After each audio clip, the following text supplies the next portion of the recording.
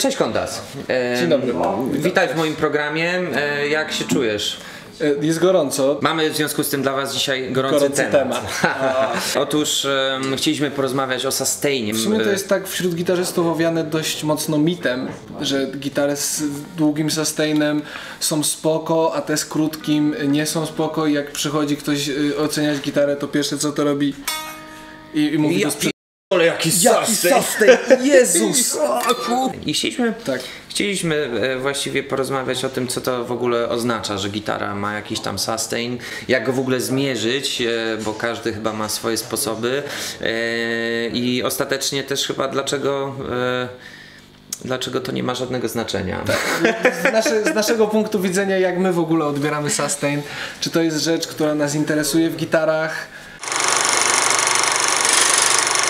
Nie ma takiego uniwersalnego słownika ani definicji sustainu wśród gitarowej braci. Próbując określić to w ogóle, przychodzi mi pierwsza rzecz do głowy, oczywiście elektroniczne, syntezatorowe brzmienia i te 4 parametry, którymi się określa takie brzmienia, czyli attack, decay, sustain i release. ADSR. ADSR. Literki. W Wikipedii to dzisiaj przeczytałem. Znaczy, czy w ogóle tymi parametrami da się określić brzmienie gitary? Znaczy, w sumie moim zdaniem tak. Chwilę temu wybieraliśmy między dwoma Ibanezami i doszliśmy do wniosku, że jeden ma większy atak niż drugi. I na przykład z mojej perspektywy to jest po prostu to, czy jest bździąg, czy nie ma. Jak macie na przykład Telecastera właśnie i on ma takie... I on brzmi tak, jakbyście po prostu strzelali z gumy albo z linijki. I tak, uderzamy tutaj o bardzo subiektywną materię. No właśnie, pytanie brzmi, czy taką subiektywną, bo w tym świecie syntezatorów, czy opisywania właśnie brzmienia za pomocą tych 4 parametrów, no to nie są subiektywne parametry, tak. Są bardzo konkretne parametry. Atak jest to jakby czas między zerem w sygnale, czyli poziomem 0, a pierwszym pikiem sygnału, czyli tym najgłośniejszym miejscem w sygnale.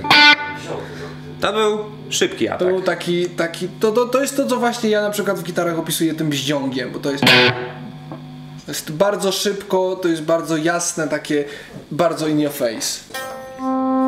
Tak, teraz powiedzmy atak mieliśmy tam pewnie w 5 sekundzie. Tak, bo gdzieś tam dopiero w pewnym momencie to doszło do wniosku, że zaatakuje.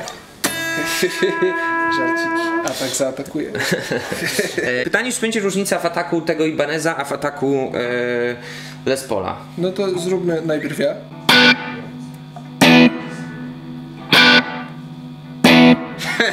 I w tym momencie Phil Collins by przyszedł i napisałby z nami nową piosenkę.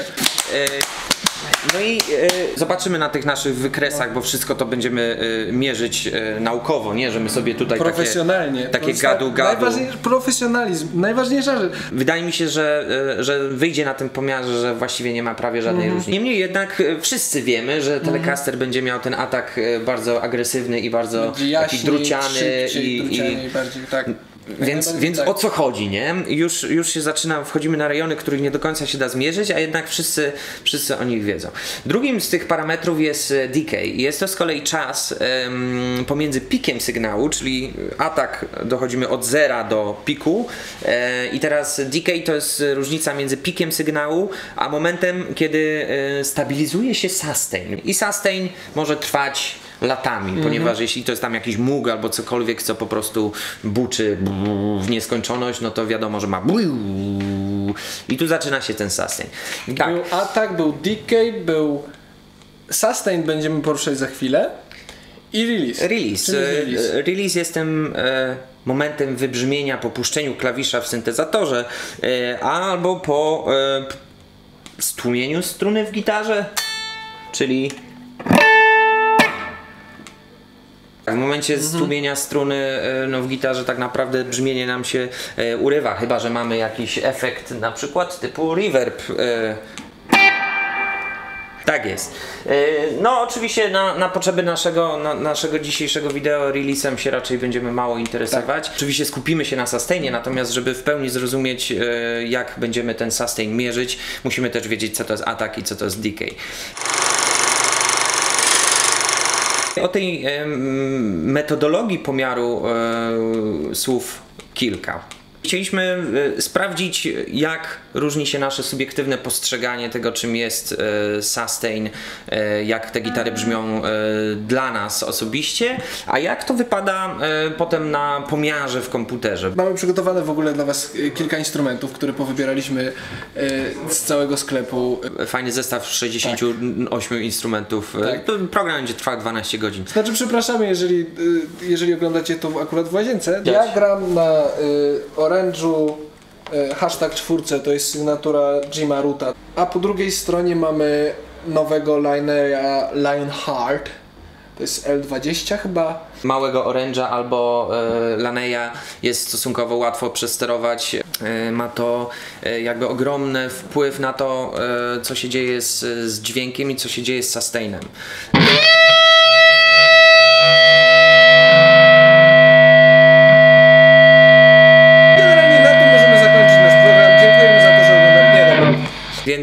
Więc jakby co logiczne, im bardziej wzmacniacz kompresuje, im więcej jest tego przesteru, tym sustain dłuższy. Oczywiście tutaj już było sprzężenie. Jak ten sustain mierzyć? Bo jeśli wzmacniacz wpływa na sustain, to co, mamy mierzyć sustain jakby akustycznie? W sensie o to chodzi? Mamy sustain gitary jako instrumentu, jako drewna, potem dodatkowo do tego sustain pick-upa, potem dodatkowo do tego to jak kompresja i sustain wzmacniacza, no ale to teraz... Spociłem się. No bo to się tak zaczynamy narastać. Gitara może mieć różny sustain na różnych dźwiękach. Inaczej mogą być nabite progi, inaczej wyszlifowane. Ta struna może wybrzmiewać i gasnąć w innym miejscu. Mogą być wilki. No sami widzicie, czynników wpływających na ten sustain jest tak wiele, że właściwie ciężko powiedzieć, co kto ma na myśli, mówiąc, że gitara ma dobry sustain. Tak. To jest rzecz tak mocno subiektywna, że... Dobra, ale mierzymy to. Nie poddawajmy się. To jak zrobimy standaryzację tego teraz w tym momencie? Zapobiegliwie jakby pomyślałem o tym wcześniej i podłączyliśmy gitary do interfejsu bezpośrednio, jakby rozstrzeliśmy sygnał idzie na wzmacniacz, ale też jest nagrywany liniowo. To jest jakby taki najdoskonalszy sposób na taką standaryzację, żeby ten pomiar był powiedzmy ubezwzględniony. Chciałbym, żebyśmy mierzyli czas między pikiem a powiedzmy spadkiem sygnału o, nie wiem, 20 dB. Zobaczymy to wszystko na wykresie, bo teraz strasznie dużo gadamy, no ale metodologię trzeba wyjaśnić. Tak. Ustalamy, że testujemy na dźwięku A na 7 progu struny D. No bo w sumie to jest częstotliwość tam 440, to powiedzmy, miejmy nadzieję, że to będzie częstotliwość rezonansowa. Jest to jakieś sensowne założenie. Stary, ten sam dźwięk. Co telefon? Dźwięk A na strunie D na 7 progu, żebyście wiedzieli dokładnie co gramy, i akord Amol w pierwszej pozycji. Ja zaczynam. Tak.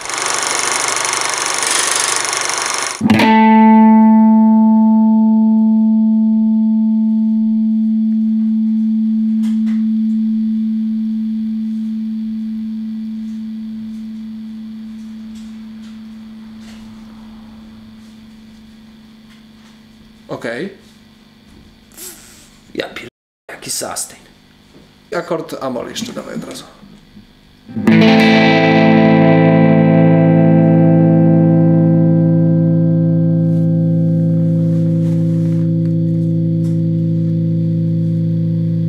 Jeżeli ktoś się zastanawia, czy ten test będzie wyglądał tak, że przez pierwsze 20 minut rozmawialiśmy, a przez następne 20 minut będziemy grali jeden dźwięk i jeden akord, tak ten test tak będzie wyglądał.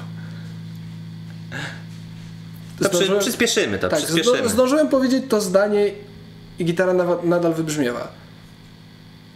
Wybrzmiewała naprawdę długo.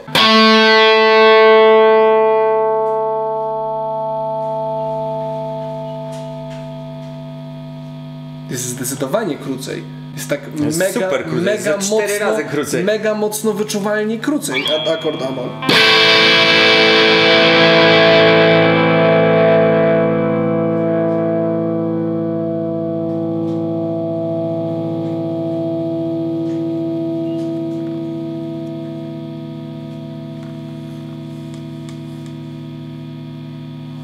No i dziękujemy.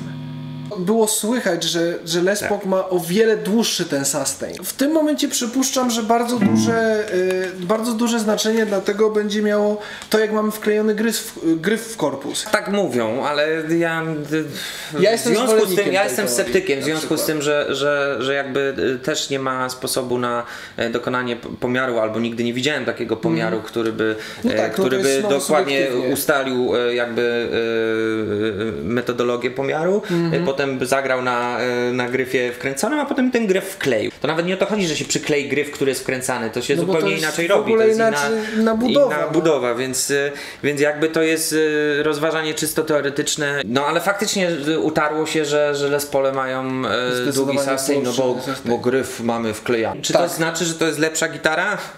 To myślę, że na koniec. Zmieniamy. Co chcesz? Coś sobie wybiorę. Sprawy trochę się odwróciły. Teraz Kondas ma grubą, tłustą, miśkowatą gitarę, a ja mam takiego druciaka.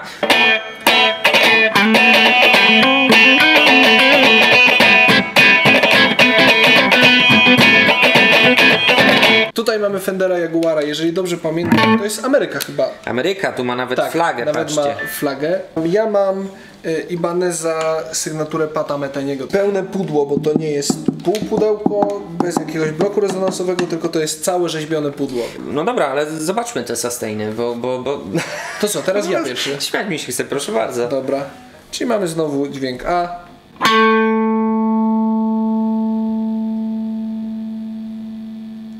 Dokładnie to, co chciałem, żeby było. Mamy humbuckera, mamy wklejany gryf i nieistniejący sustain. Pick-up przy gryfie, wklejany gryf i humbucker. Akord Amol.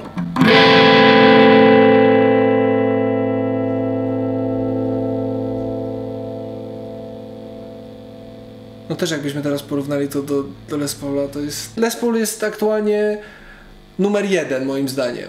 Zobaczmy tego Jaguara, natomiast nie zapowiada się tak na moje ucho nie zapowiada się, żeby miało to zdetronizować Les Paula. No ale dobra, przy gryfowym pick-upie, żeby zwiększyć szanse.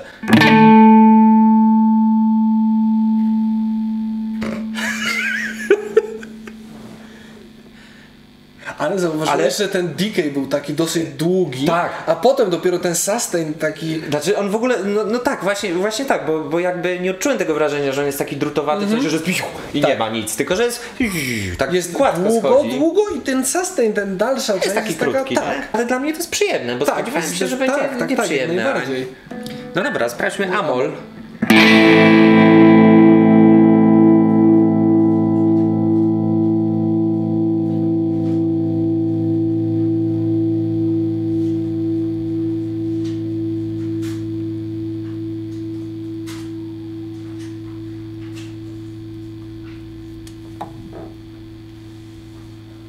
To, o czym mówiliśmy, różne dźwięki w różnych miejscach na gryfie mają inny sustain.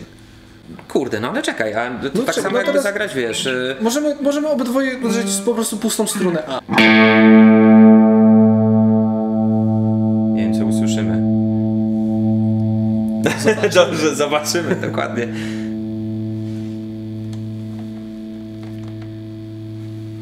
No ja już nie gram. Chyba. Czy to ty? To ty grasz. To ja gram? Tak. A to echo grało. No, nie spodziewałem się, że Jaguar będzie miał dłuższy sustain. Tym bardziej, że tutaj jest ruchomy mostek. Więc to już w ogóle teraz, jakbyśmy sobie tak pomyśleli, no to dlaczego? Ale to jest fajne.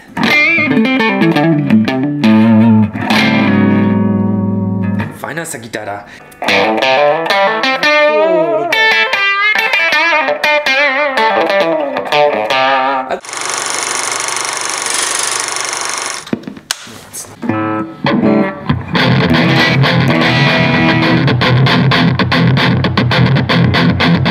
Dobra, jesteśmy znowu z nowymi, ciekawymi gitarami. Tak. Trochę mi się wstyd pokazywać w telewizji z tym, ale z drugiej przyznaj, strony... nie, no całkiem... Ten instrument jest słodki. No, wiesz co, nie rezonuje ze mną jednak, jestem w tym momencie uprzedzony. Co mamy na kolanach?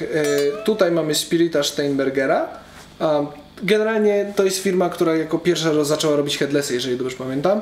A tutaj mamy Ibaneza JBM 100, to jest sygnatura gitarzysty z peryferii. Tutaj mamy gitarę, która nie ma główki i ma dosyć specyficzny mostek. A tutaj, żeby było śmiesznie, mamy Floyda i mikrostroiki i klucze tutaj, więc tak jak mówiliśmy na początku, staraliśmy się wybrać takie instrumenty, żebyście mogli zobaczyć te różnice między nimi. Ten mostek jest zajebisty, w sensie jest z super ciężkiego, tak na oko, no bo go, super ciężkiego stopu metalu, jest bardzo dokładnie wykonany, ma świetne takie, no nie rolkowe siodełka, ale z takich tulejek zrobione, bardzo masywnych, więc teoretycznie ma takie cechy, które powinny robić długi sustain. W takim generalnym przekonaniu gitarzystów takie rzeczy robią długi sustain. No a główka, brak główki, no nie mam pojęcia jak wpływa na sustain. Jak łamałem główkę ze swojego Ibaneza, to wpływała ujemnie na sustain. Czy to ma aktywne pick-upy? Nie, chyba nie. Nie, to ma pick-upy, które są projektowane przez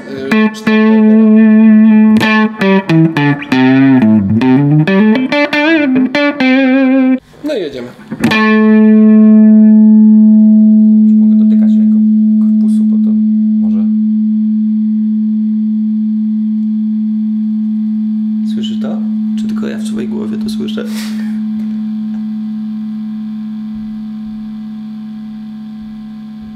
No, chyba mamy nowego zwycięzcę. Oho. A pokaż akord?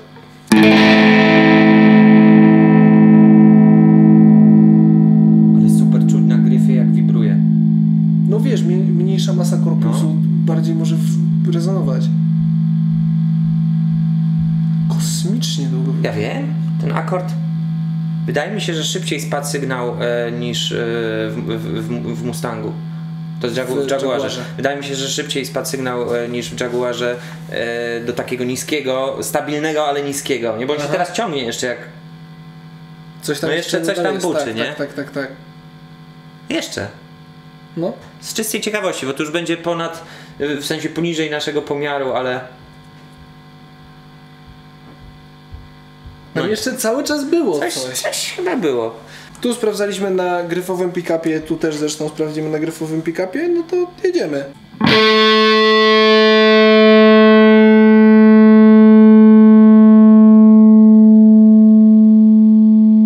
No. Długo. I on jedzie. Bardzo ma taki delikatny ten spadek sygnału, nie? To taki... Jeszcze jedzie.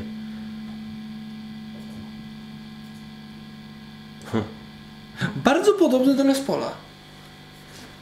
Znaczy nie w brzmieniu, bo brzmienie jest ostrzejsze. W charakterze sustainu. W charakterze tego, że tutaj... Że długo wisiał ten wysoki, taki słyszalny sustain, nie? Tak. Dobra, no i akord.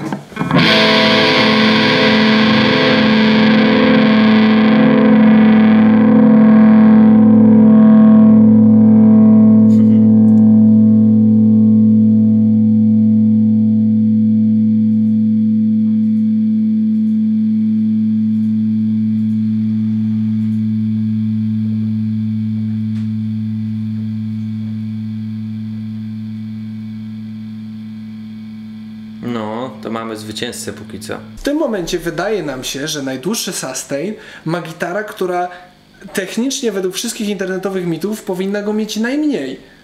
Czemu? Bo jest wkręcany gryf, jest ruchomy mostek, a jak wiecie, tu jest punkt styku mostka, no bo tam są dalej sprężyny, więc ten mostek jest zawieszony cały czas w powietrzu. Punkt styku jest dosłownie na paru milimetrach, nie? Versus cały mostek, albo jeszcze Les Paul albo String Through Body Talmana, który miał najkrótszy sustain. Tak. Dlatego jak rozmawialiśmy wcześniej o tym, że wiesz, Les Paul wklejany gryf, że to ma mieć długi sustain, dlatego mówię, że jestem sceptyczny, bo na przykład taki Ibanez. No bo tutaj mamy dosyć wysoko outputowe pick-upy. Mostkiem, gryfem, ale pick-upy robią najwięcej.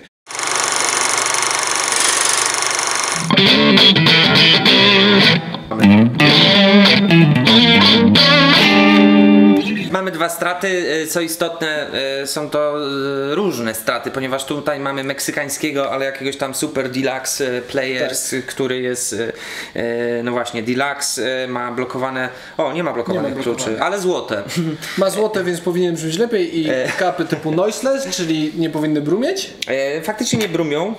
W drugim narożniku mamy amerykańskiego American Standard Fender Stratocaster, powiedziałem to od tyłu. I on ma jakieś te custom shopowe pick-upy. Jedziemy, proszę.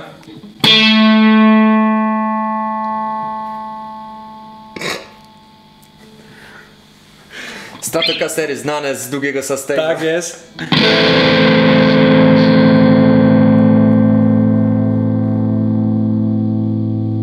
No akurat tam on wychodzi tak dosyć podobnie w tych gitarach.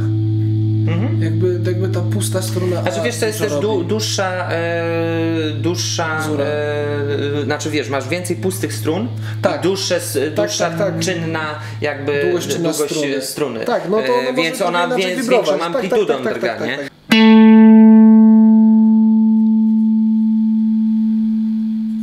Jest trochę dłużej. Jest dłużej. Ale krótko. Tak, no nie, w porównaniu właściwie chyba powiedziałbym, że w okolicach Talmana albo minimalnie dłużej to, a to dużo krócej od Talmana. To? I wiesz, wszystkie te tam wybrzmiewają tak cicho, że jest i się zastanawiamy, czy ona brzmi jeszcze, czy nie, a ta nie ma jej. Nara, dziękuję panu. Co tutaj wiesz? Ale to też ma swój urok, wiesz. Dobra, czekaj, jeszcze raz, bo... Amol. Amol.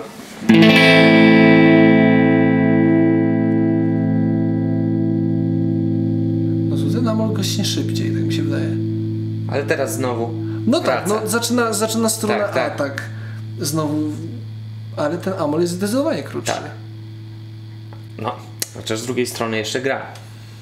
No tak, pytanie, czy jesteśmy już poniżej naszego poziomu, czy nie? Zobaczymy. Jedziemy dalej.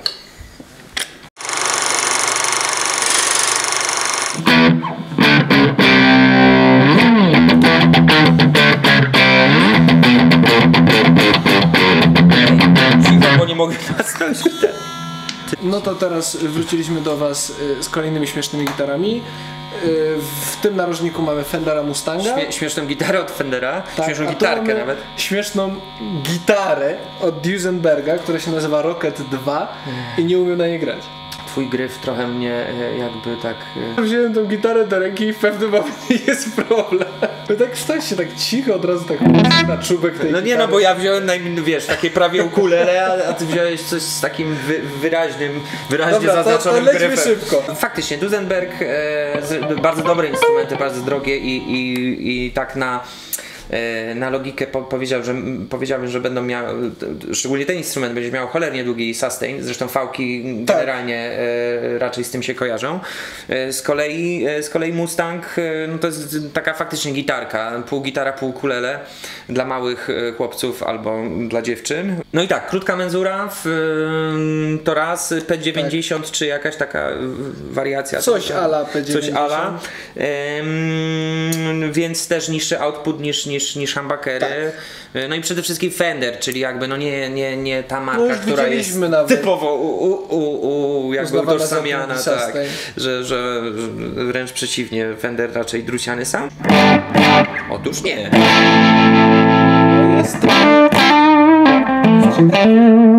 Jest humbuckerowy. Mnie generalnie na przykład śmieszy ten instrument, bo dla mnie Duesenbergi się kojarzą z takimi instrumentami z bardzo dużą dozą charakteru. I tutaj ten charakter też jest, ale jakoś nie jestem w stanie się przekonać. Nie wiem, może dlatego, że... Po prostu nie nosisz skórzanych spodni i chodzisz w adidasach. Tak. I pracujesz w korpo, stary. Masz fryzury na żelu, albo się spociłeś po prostu. Nie, spociłem się. Gramy te sustainy, proszę. Nie, teraz twoja kolej. Teraz moja kolej? Tak.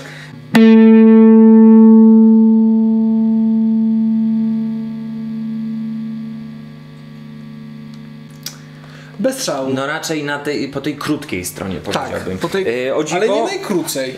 O dziwo, bo same pick-upy z siebie brzmią jak humbuckery bardziej niż jak single.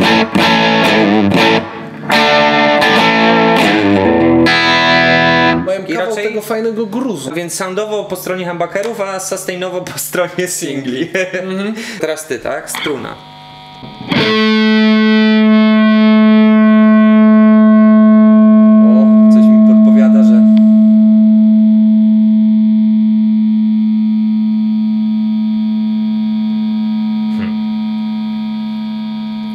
zapowiadało się dobrze. Zapowiadał się dobrze. Ten decay był taki bardzo miękki, nie? W sensie, Tak. że nie wiadomo kiedy skończył się decay, a kiedy zaczął się sustain, ale jednak konsekwentnie sobie gaśnie. Podczas gdy i Les Paul który to był instrument?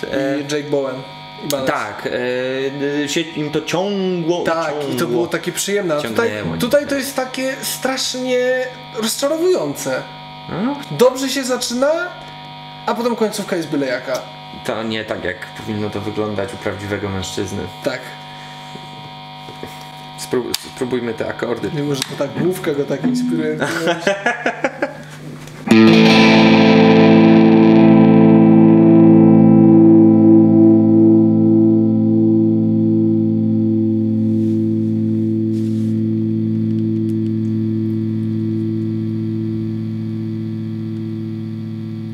Szczerze?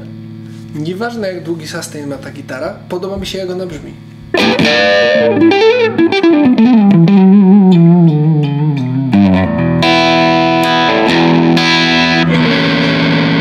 No jest po prostu rock'n'rollowa. Dobra, lecimy u mnie z Amolem.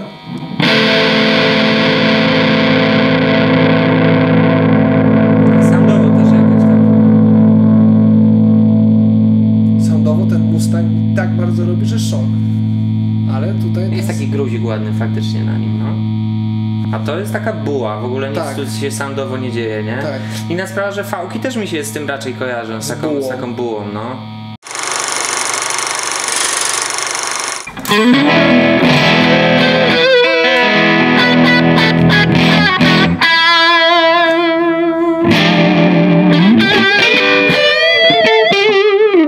No co, Tak. no mamy prawie takie same gitary właściwie, tylko ja mam czarną, mam tak, białą. to jest czarna, to jest biała. To jest Music Man, to jest Sub, Sterling. Przepraszam, Sterling, masz rację. I made in Indonesia. Tak, a to jest Made in USA, if I recall correctly. W każdym razie to jest tańsza wersja tego. No, to kosztuje 1200 zł. A to kosztuje 8200. No, zobaczymy czy jest różnica w sustainie.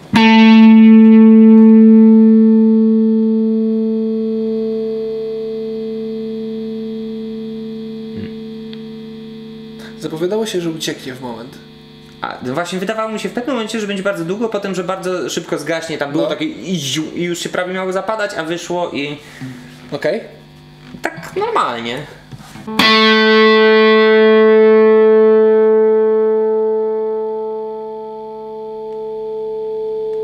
Bardzo przyjemny ten sustain moim zdaniem.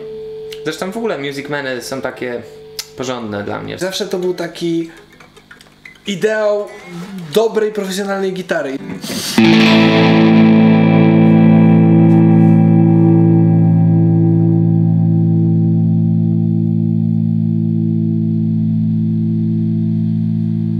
Okej.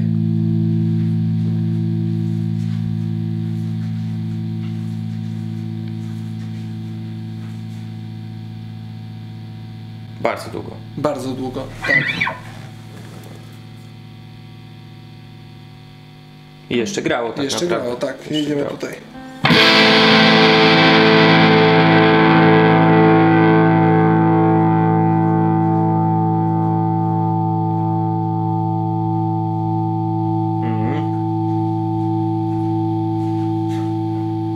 Z kawał sustainu.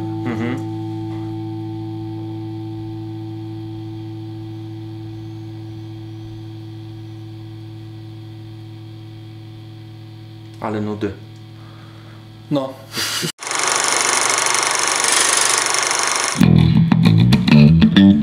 Dobra. Wybraliśmy w sumie chyba dwa najciekawsze instrumenty, które tutaj mamy, czyli tutaj jest... Mają najwięcej charakteru, bo o każdym instrumencie możemy powiedzieć coś tam, a o tych możemy powiedzieć, że są inne. Od pozostałych, tak, to na tutaj pewno. mamy Squire'a Bass 6, to nie pamiętam, chyba to się tak nazywało. Tak, coś tu jest napisane, szóstka, bas Tak, chyba. generalnie to jest strojone tak jak samo bas. jak bas. Tak. 30 cali menzura. A tutaj mamy to jest Fender? Nie, też Squier. Squier Jazzmaster, też 30 cali menzura, tylko że strojony o kwartę w dół. Czyli tutaj powinniśmy mieć B, ale mam akurat A, bo sobie zrobiłem dropa, więc w tym miejscu zamiast E mamy B. Myślę, że w tym przypadku sprawdzimy tylko i wyłącznie dźwięki, bo cały akord nie ma sensu. Grajmy. A No to... palcem czy kostką? No kostką.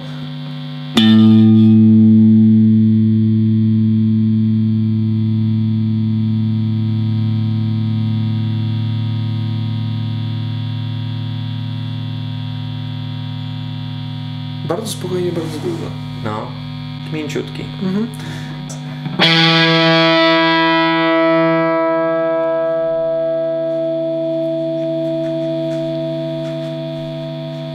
Krótko, ale bardzo szybko wpada w te overtony. Tak No. mi się wydaje, że to jest bardziej kwestia teraz pieca. Wzmacniacza, no. Tak, no i dźwięk A.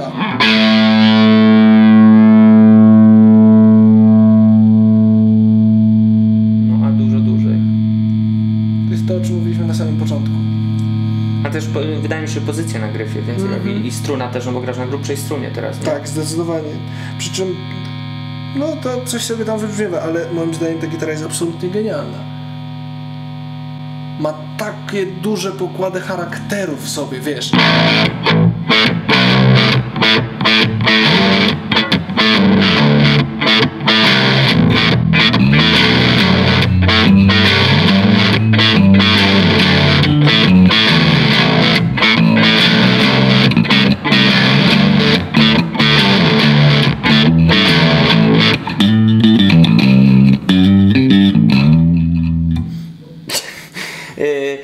Wiesz co, ciężko mi się wypowiedzieć o tym, to gra jak bas. Chociaż nie Tylko tak troszkę przyjemnie. mniej przyjemnie, moim zdaniem. Myślę, że też kwestia tego, że jest na czystym kanale, nie? Atak jest bardzo mały, w tym sensie, że wydaje mi się, że jest bardzo okrąglutki. I ten sustain, zobaczymy na wykresach, nie? Ale tak jest taka miękka. To jeszcze na koniec coś, Jakieś na koniec końców.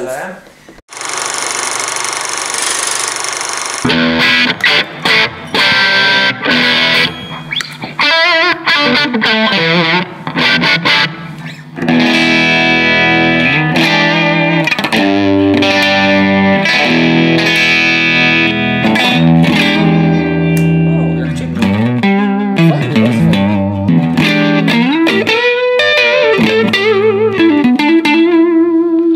Dobra, mamy dwa telecastery, jeszcze takim rzutem na taśmę. Tak. Dwa różne telecastery, bo amerykański profesjonalny versus Squier Classic Vibe, Olcha versus Jesion. Jesion znany z tego, że jasny, z dużym, znaczy jest to twarde drewno, Tak, duży dzwonek, tak. jasny, agresywny, no więc pewnie sustain też powinien być krótszy? Chociaż niekoniecznie, raczej. No już się przekonaliśmy dzisiaj, Że to wszystko że jest to jest odwrotnie. kompletnie w drugą stronę. To co? Jedziemy.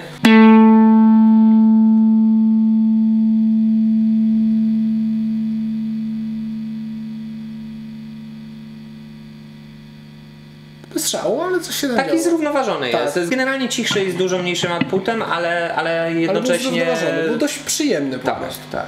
Patrzymy, co się tutaj będzie działo.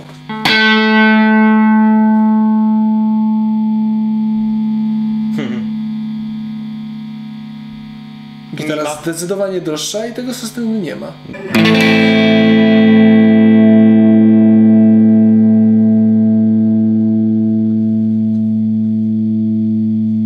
Ładnie. Bardzo długo. Długo, fajnie, przyjemnie.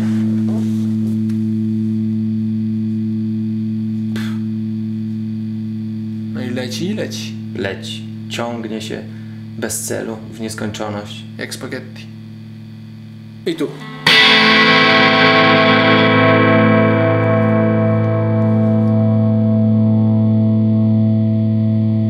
A to już mi się wydaje, że ona się trochę wzbudziła. Nie jest sustain, tylko ona się trochę wzbudziła tym odpowiedzią od pieca. No ale jest krócej. Czy ja wiem, czy krócej? Znaczy była głośniejsza, nie? I większy spadek głośności był, Znaczy, ale... wydaje mi się, że ma o wiele większy charakter niż to. Tutaj generalnie ta separacja strun. No ale generalnie jakby po wzięciu ten instrument do ręki zrobił na mnie duże wrażenie. W sensie gra, czuć na brzuchu, czuć, że Ale korpus to zauważyłem, że Squire'ów, to jest generalnie domena Squire'ów. Że one bardzo często po prostu pozytywnie zaskakują. Tam jest trochę rzeczy do roboty, nie wiem, pick-upy, klucze, w ten deseń, wszystkie, ale dużo rzeczy też się zgadza. Obraliśmy jakby kilkanaście gitar. Pomierzyliśmy te sustainy, wyszły różne wartości, mamy naszych zwycięzców. Czas zadać sobie pytanie, czy nas to w ogóle obchodzi? No dla mnie i tak i nie. Wydaje mi się, że nie byłoby to dla mnie żadne kryterium wyboru. Po ograniu tych wszystkich gitar ani przez sekundę nie pomyślałbym, żeby wziąć Les Paula albo Jake'a Bowena. W ogóle nie chciałbym tej gitary do ręki wziąć. Ona jest piękna, w ogóle jest fantastycznie zrobiona, w twoich rękach brzmi zajebiście. Natomiast ja bym nie umiał nic za niej zagrać. To są dla mnie tak obce instrumenty, że w ogóle nic mi tam nie działa. A nagle jest ten Jaguar, który mnie rozwalił na łopatki. On był w kwestii sustainu nie był ani taki sobie, nie był ani najkrótszy, ani najdłuższy. Talman, który ma jeden z krótszych sustainów, fantastycznie brzmi. Ja bym olał wyniki. Oleć wyniki. Wyniki sobie będą i tyle. Ze wszystkich gitar, które dzisiaj miałem w ręku, Talman, Squier, ten czarny, barytonowy, super, moim zdaniem gitara z toną charakteru, i jebany Jake Bowen. Jake Bowen dla mnie był taki sterylny, czysty, punktowy. No i teraz z tego, co możemy wyciągnąć, zauważcie, że rozmawiamy teraz o walorach gitar, ale w żadnym momencie nie przewinął się temat, jaki ona ma sustain. Wiecie, że tak, że podoba się Jaguar podoba mi się na przykład dlatego, że miał świetny charakter, brzmiał faktycznie trochę jak stare radio, miał twang. Ale absolutnie cię nie obchodzi to, że ten sustain praktycznie tam nie istniał. Who cares? Mustang tak samo, gruz, świetny gruz w brzmieniu, ale sustain? No też tam, tego praktycznie nie było. Telecaster dla mnie, ten Squier Classic Vibe był bardzo fajny i sustain miał mówiliśmy, że jest ładny, nie? Mówiliśmy, że jest ładny ten sustain, faktycznie, no właśnie, zresztą w ogóle co to jest za parametr ładny sustain, nie ma tego w tym naszym ADS-e, że w sensie, że jest jeszcze piąty parametr sustain. Ładny. A w gitarze jest coś takiego, zresztą przy Music Manie też mówiłeś, że ma taki ładny sustain i tak jest, on wchodzi faktycznie w te harmoniczne przy rozkładzie i nawet Strat właśnie ten z takim super krótkim sustainem był dla mnie świetnie brzmiącym instrumentem. Był genialnie brzmiący. Że w twoich rękach większość tych instrumentów brzmiała bardzo dobrze i smutno mi z tego powodu. W ogóle to nie przeszkadzało, że ten sustain gasł. To jest jakby element charakteru gitary dla mnie. W tym sensie, że to nie jest dobre albo złe.